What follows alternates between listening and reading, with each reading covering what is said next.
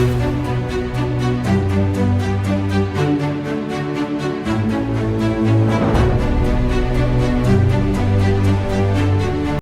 Everyone, मैं L के खत्री एक बार फिर से आपका स्वागत करता हूं अपने इस वीडियो में। उम्मीद करता हूं कि पिछले सारे वीडियोस आपको अच्छी तरह से समझ आ रहे होंगे, सारे टॉपिक्स अच्छी तरह से क्लियर होंगे। आज हम सीखेंगे क्लास 10th का साइंस सब्जेक्ट का first chapter, yes, chemical reaction and equation. जैसे कि नाम से ही पता चलता है, केमिकल, यस, केमिकल से जुड़ा हुआ, उसके बीच में कुछ रिएक्शंस और उसकी कुछ इक्वेशंस किस तरह से होती हैं, किस तरह से इक्वेशंस बनती हैं, वो सब हम सीखने वाले हैं। की पॉइंट्स जो इस चैप्टर के वो ये हैं कि केमिकल रिएक्शंस में कितने प्रकार होते हैं, जैसे combination and synthesis, decomposition, single displacement, double displacement, oxidation, reduction and सबसे important balancing the chemical equation. ये सारी बातें हम इस चैप्टर में सीखने वाले हैं। सो ज्यादा टाइम ना वेस्ट करते हुए बढ़ते हैं अपने चैप्टर की तरफ। एंड जैसे कि आप देख रहे हैं स्क्रीन पे आपके सामने टेक्स्ट बुक का फर्स्ट पेज आ चुका है। It's regarding chemical reaction and equation. Students, so start करते हैं हमारा आज का chapter. Considering the following situation of daily life and thinking, what happen when.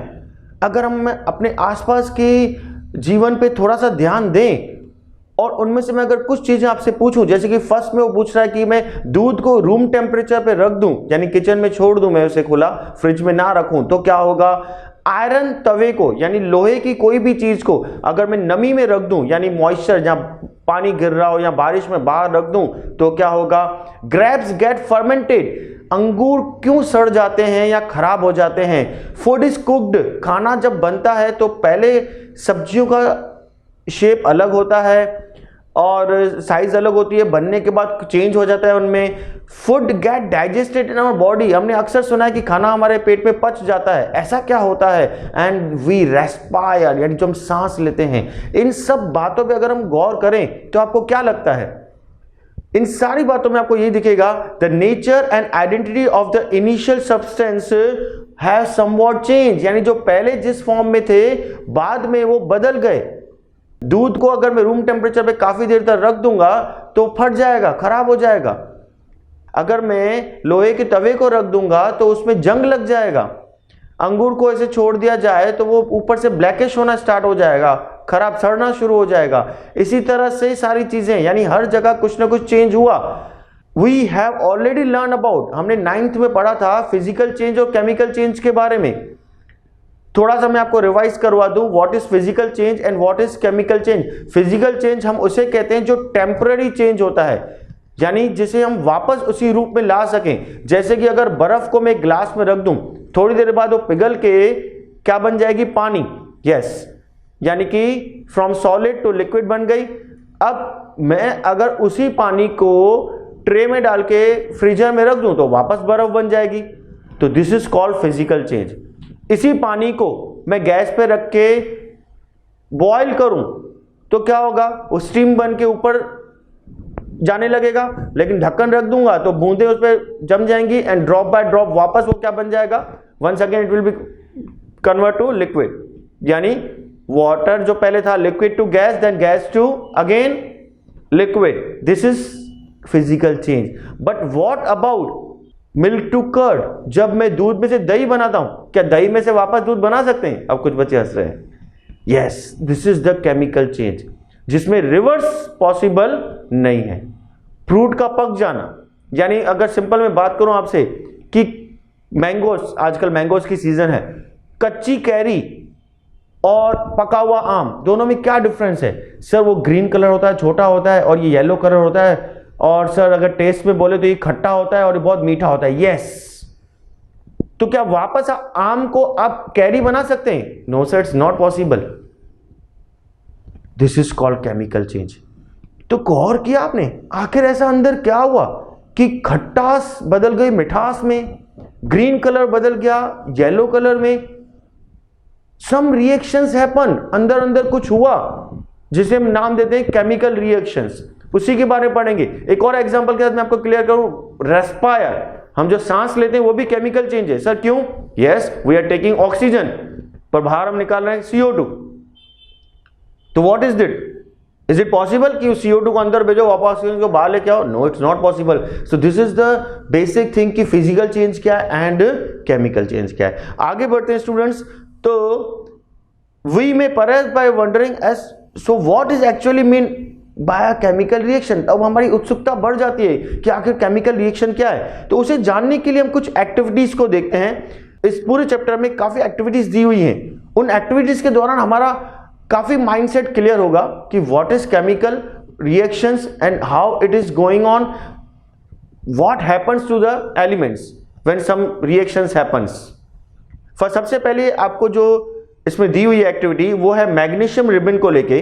हमें यहाँ पे एक पहले मैग्नीशियम रिबन को लेना है, उसे सैंड पेपर से साफ कर देना है। सैंड पेपर से साफ करने के बाद हमें उसे जलाना है। यस, पेयर ऑफ टंग से पकड़ के, यानी सिंपल भाषा में बोला जाए तो पकड़ से हमको उसको पकड़ना है। और ये किसी बड़े के प्रेजेंस में ही करना है, टीचर के प्रेजेंस में ही करना है। अकेले में आपको बिल्कुल नहीं करना है, क्योंकि sometimes some things will happen which can't handle by you at this age. तो उसको जब हम जलाएंगे तो जलाने के बाद क्या होगा, कुछ एशेस बचेगा, राख बचेगी, उसे हमें कलेक्ट करना है। अब कुछ बच्चे सोच रहे हैं सर ऐसा क्या होगा, लेट्स सी। एक छोटा सा क्लिप देखते हैं। यहां पे आप देख रहे हैं स्टूडेंट्स क्या हो रहा है। मैंने उस सैंड पेपर को जैसे ही जलाया, क्या हुआ, यस, व्हाइट कलर की फ्लेम के साथ वो जल रहा है। कौन? Magnesium ribbon. और जलने के बाद क्या बचा, वो राख बची। Yes, what we noted here, you must have observed that magnesium ribbon burns with a dazzling white flame। dazzling आपने देखा हो क्या था, जो अचानक फ्रुक के साथ एक जो बोलते हैं सडनली, जैसे हम दिवाली में फुहारा जलाते हैं, यस, फाउंटेन बोलते हैं, वो जलाते हैं तो कैसे अचानक से रोशनी आती है, उसको बोलते हैं डेजलिंग फ्लेम। तो डेजलिंग व्हाइट फ्लेम के साथ जब वो जला, थोड़ी देर जलने के बाद वो बिल्कुल जैसे कागज को जलाते हैं उस तरह से जो ऐश बचती है वो बच गया। This powder is magnesium oxide. ये है मैग्नीशियम ऑक्साइड। अब ये हुआ क्यों? It is form due to the reaction between magnesium, हमने तो कुछ उसमें ऐड ही नहीं किया सर, लेकिन हवा में जो ऑक्सीजन था जलते टाइम वो ऑक्सीजन उसको मिला एंड उसकी वजह से वो बन गया मैग्नीशियम ऑक्साइड। यस, दो और एक्टिविटीज देखते हैं, एक्टिविटी 1.2 एंड एक्टिविटी 1.3। एक्टिविटी 1.2 में बोलता है कि आपको एक लीड नाइट्रेट लेना, सॉल्यूशन लेना है और उसमें पोटेशियम आयोडाइड सॉल्यूशन को हमें उसमें मिक्स करना है। लेट्स सी, एक छोटी सी क्लिप देखते हैं। स्टूडेंट्स यहां पे आप देख रहे हैं दो ग्लास हैं, एक में लीड नाइट्रेट है, एक में पोटेशियम आयोडाइड है। जब मैं इन दोनों को मिक्स किया तो क्या हुआ सर, कलर चेंज हो गया। यस, कौन सा कलर हो गया?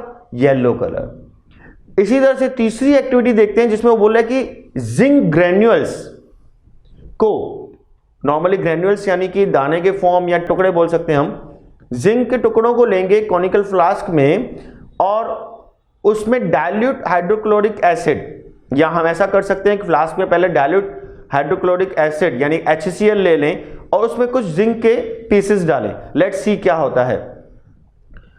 स्टूडेंट्स यहां पे आप देखेंगे मैंने फ्लास्क में पहले ही डाइल्यूट सल्फ्यूरिक एसिड को लिया है, HCl को लिया है। जैसे ही मैंने उसमें जिंक के ग्रेन्यूल्स डाले, what you seen, yes, so ये तो धुआं निकलने लगा।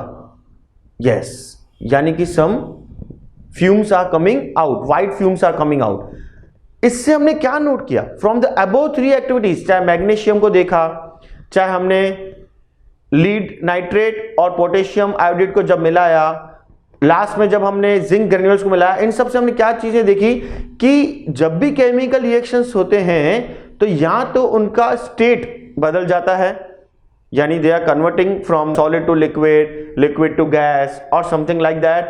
कलर चेंज होता है, गैस निकलती है यानी गैस में कन्वर्ट होता है, और कई बार टेम्परेचर भी बदलता है। यस, या तो बहुत ज्यादा गर्म हो जाएगा या ठंडा हो जाएगा। ये सारी चीजें हमने सीखी इन एक्टिविटीज के दौरान। As we observe the change around us, we can see that there is a large variety of chemical reactions taking place around us। अगर हम थोड़ा सा गौर करेंगे ना तो आपको आसपास में बहुत सारे ऐसे केमिकल चेंजेस दिखेंगे।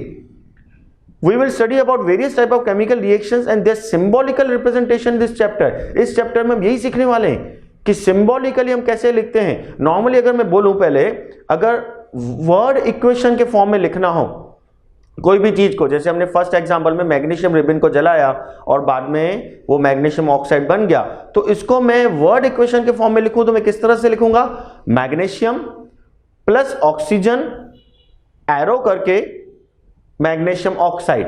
नाउ लेफ्ट हैंड साइड पे जो चीज होती है उसे हम बोलते हैं रिएक्टेंट, और जो राइट हैंड साइड पे चीज आई उसे हम बोलते हैं प्रोडक्ट। यस, मैंने जो बॉक्स बनाया हुआ है आप देख रहे हैं ब्लू कलर का, इट इज रिएक्टेंट, और जो मैंने क्रीम कलर से बॉक्स बनाया इट इज प्रोडक्ट। प्रोडक्ट में जो हमें फाइनली मिला, और रिएक्टेंट जो हमने स्टार्टिंग में एक्सपेरिमेंट करने के लिए यूज की चीजें उन्हें हम बोलते हैं। जैसे सिंपल भाषा में बोलूं, मैंने कॉफी बनाने के लिए दूध लिया, कॉफी पाउडर लिया और शुगर लिया, ये तीनों हो गए रिएक्टेंट, और जो कप ऑफ कॉफी बना, हॉट कॉफी जो बनी, वो जो मेरा बना उसे हम बोलेंगे प्रोडक्ट। इसी तरह से चाय का एग्जांपल भी ले सकते हैं, चाय पत्ती ली, दूध लिया, पानी लिया, शक्कर डाली, तो चारों को मिक्स किया, they are reactants, and finally जो कप ऑफ टी बना इट इज प्रोडक्ट। इन सिंपल तरीकों से अगर आप साइंस को समझेंगे it will be very very interesting, बहुत मजा आएगा। वरना मैंने बच्चों को देखा है वो बहुत बोर हो जाते हैं केमिकल इक्वेशंस को बैलेंस करने में, समझने में। They are saying that sir ये तो बहुत बोरिंग है। बोरिंग चीज तभी होती है जब आप उसमें अपना इंटरेस्ट पैदा नहीं करते हैं। जिस चीज में आपका इंटरेस्ट पैदा हो गया वो चीज कभी बोरिंग नहीं रहेगी। सो आगे बढ़ते स्टूडेंट्स, मैंने आपको बता दिया लेफ्ट हैंड साइड पे रिएक्टेंट है, राइट हैंड साइड पे जो है वो प्रोडक्ट है, और बीच में हम एरो की साइन देते हैं। इसके बाद हम देखें, अगर इसी चीज को मैंने आपको बताया कि वर्ड इक्वेशन था, ठीक है, अब मुझे अगर इसको सिंबॉलिकली लिखना हो तो उसके लिए मुझे क्या याद होना चाहिए, यस, मुझे हर एलिमेंट्स का सिंबॉलिक फॉर्म याद होना चाहिए। जैसे मैग्नीशियम का Mg होता है, ऑक्सीजन का O होता है, मैग्नीशियम ऑक्साइड बन गया MgO, तो मैं यहां पे मैंने किस तरह से लिखा, Mg plus O2 gives MgO। Count and compare the number of atoms of each element on the LHS and RHS of the arrow is the number of the atom। अब सबसे बड़ी बात कि लेफ्ट हैंड साइड पे और right hand side पे जो atoms हैं वो इक्वल हैं। अगर इक्वल हैं तो this is a balanced equation, अगर इक्वल नहीं है तो वो क्या हो जाएगा, unbalanced equation. If yes then the equation is balanced, if not then the equation is unbalanced because the mass is not the same on both side of the equation। जब unbalanced equation होती है उसे हम कहते हैं skeletal chemical equation, यानी समझो एक सिंपल भाषा में ढांचा, अभी वो पूरी तरह से रेडी नहीं है। तो ऐसे में हम MgO को देखें तो क्या है, it is unbalance because left hand side पे ऑक्सीजन 2 है, राइट हैंड साइड पे 1 है, तो this is a unbalance equation. Now हमने 9th में पढ़ा था कि law of conservation of mass क्या कहता है, मास can neither be created not destroyed. ना आप मास को क्रिएट कर सकते हो ना उसको आप डिस्ट्रॉय कर सकते हो, सिर्फ आप एक फॉर्म से दूसरे फॉर्म में उसको ट्रांसफर कर सकते हो। That is the total mass of element present, the product of the chemical equation has to be equal to the total mass of element present in the reactant, यानी दोनों साइडें सेम होना चाहिए। In other word the number of atom of each element remain the same before and after the chemical equation, यानी पहले और बाद में एलिमेंट्स के एटम सेम रहने चाहिए। Hence we need a balance। अब हमें क्या करना पड़ेगा, उसे बैलेंस करना पड़ेगा। Is the chemical equation 1.2 balance? Let us learn about balancing a chemical equation step by step। अब हम उसे सीखते हैं कि स्टेप बाय स्टेप भी किस तरह से बैलेंसिंग होता है।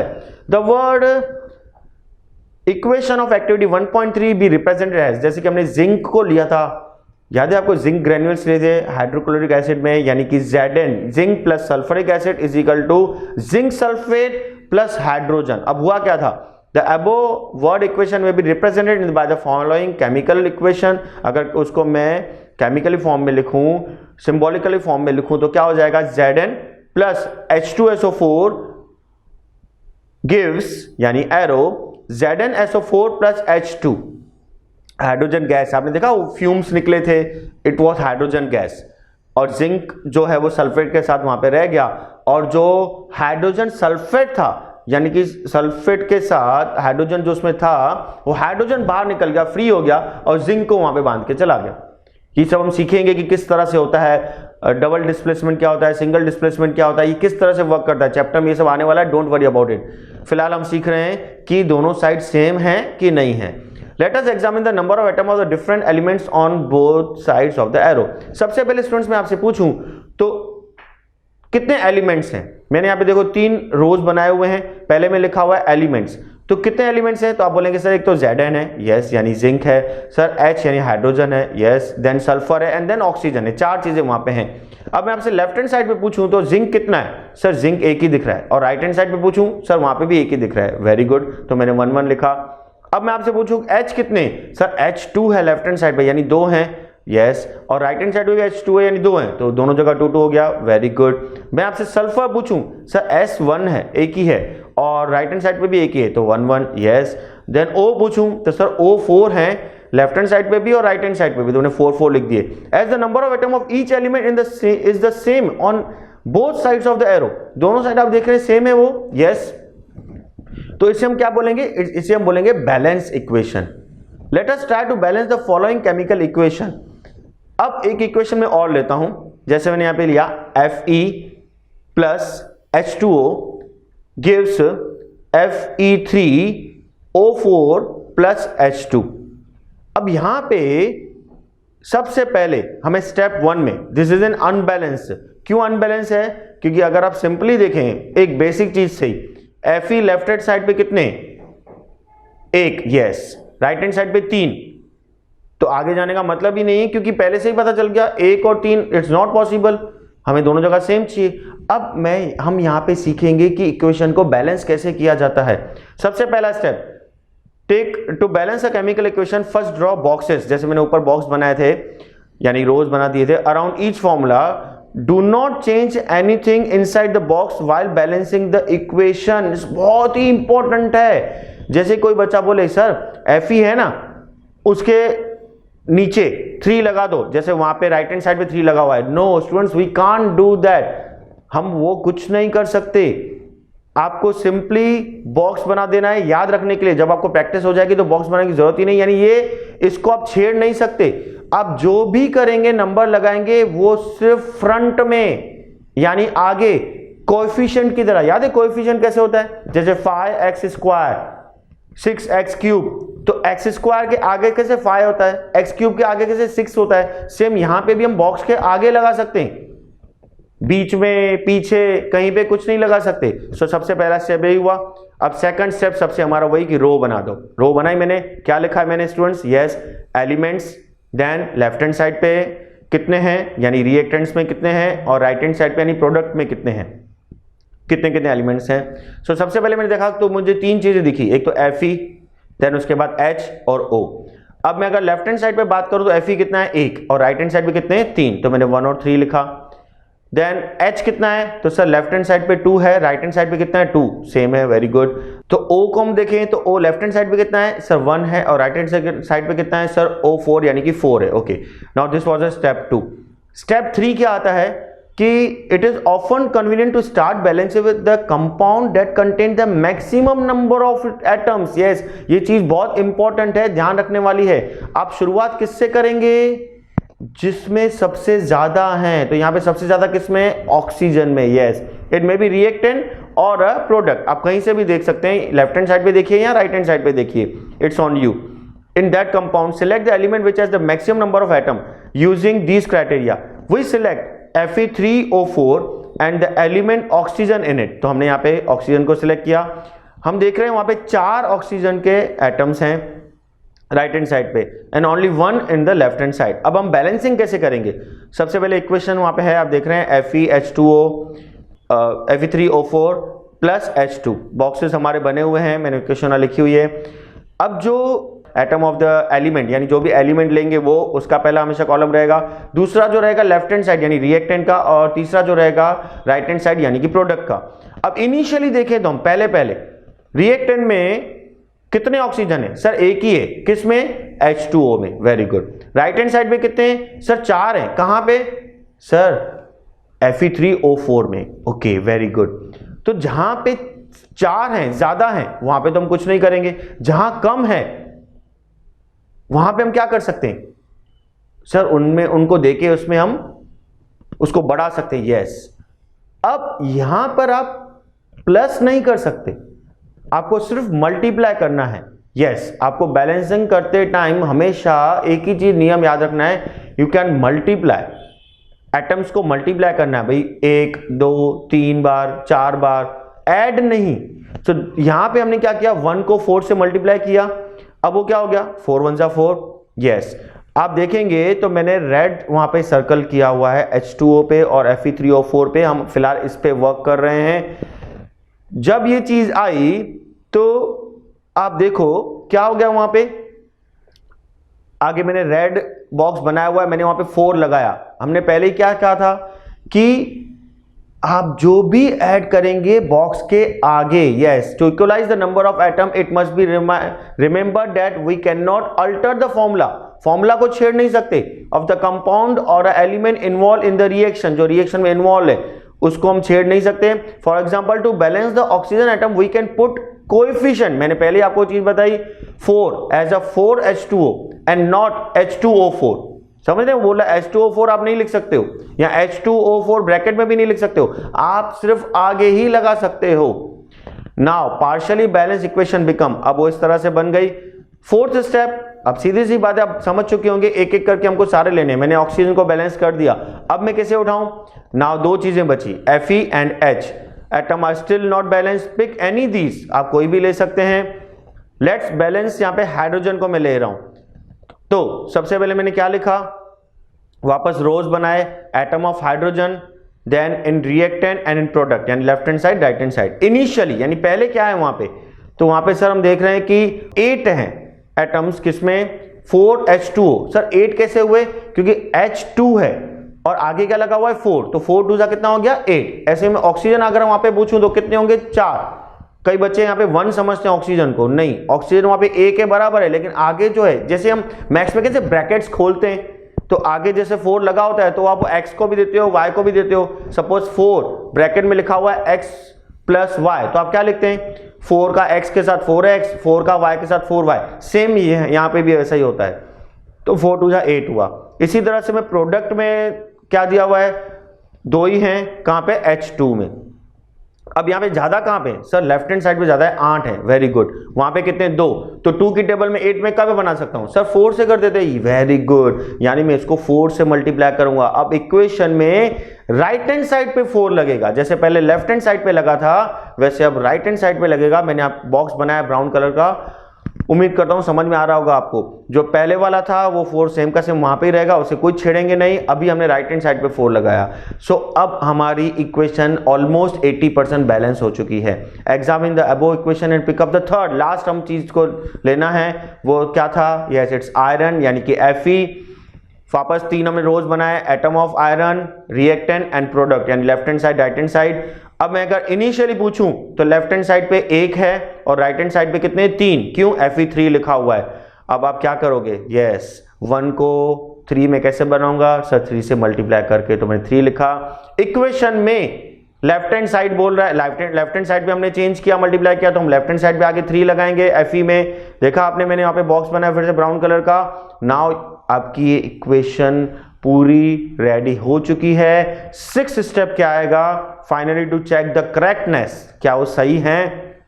We count atoms of each element, अब हम दोनों जगह वापस चेक करेंगे कि ये सही है कि नहीं है, वो हम बैलेंस करेंगे। तो करते हैं, पहले लेफ्ट हैंड साइड पे Fe कितने हो गए 3, राइट हैंड साइड में कितने थे 3, वेरी गुड।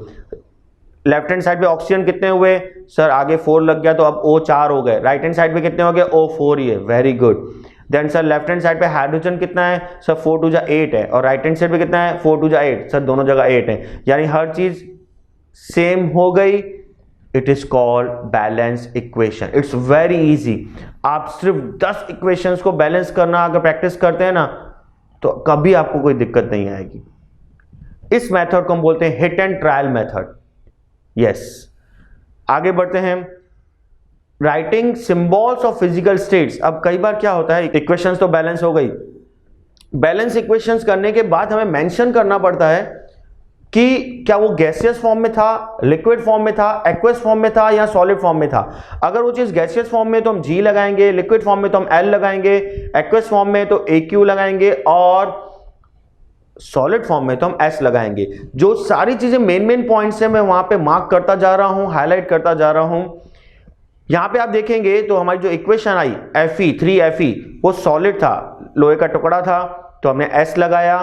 देन पानी वहां पे हमने नॉर्मली H2O हम समझते हैं लिक्विड फॉर्म, पर वहां पे स्टीम को कौन से फॉर्म में लिया गया है, गैसियस फॉर्म में लिया गया है। बाद में जब प्रोडक्ट बना तो Fe3O4 जो है वो क्या है, सॉलिड है, और 4H2 यानी हाइड्रोजन वो गैस बन के उड़ गया।